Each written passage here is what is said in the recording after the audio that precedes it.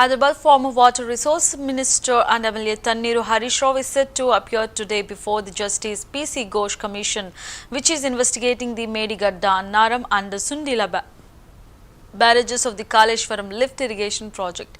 He will attend the commission at the BRK Bhavan office shortly. The government had appointed the commission following the discovery of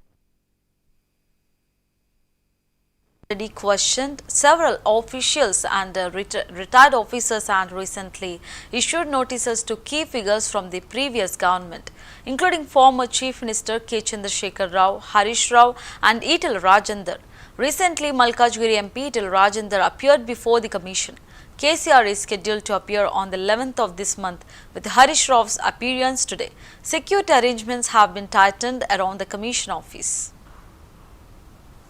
ముందుకు వెళ్లి ఇంతకాలం Congress party చేస్తున్న దుష్ప్రచారాలన్నీ కూడా వివరించి వాస్తవాలన్నిటినీ కమిషన్కు తెలియజేస్తాం.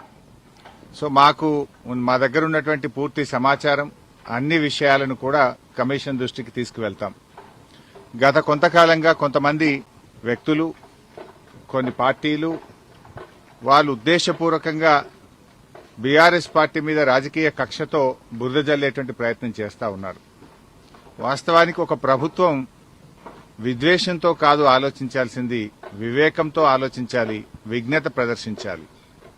కానీ నేడు కాంగ్రెస్ ప్రభుత్వం విద్వేషంతో, రాజకీయ దురుద్దేశంతో మా మీద బురద జల్లాలని ఇవాళ రాష్ట్రానికి అన్యాయం చేస్తున్నారు. ముఖ్యంగా రైతులకు అన్యాయం చేసే ప్రయత్నం చేస్తా ఉన్నారు.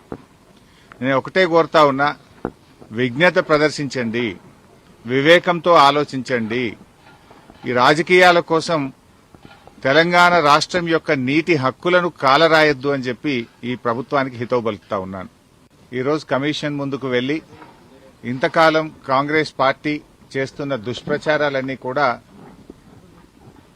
వివరించి వాస్తవాలన్నింటినీ కమిషన్కు తెలియజేస్తాం.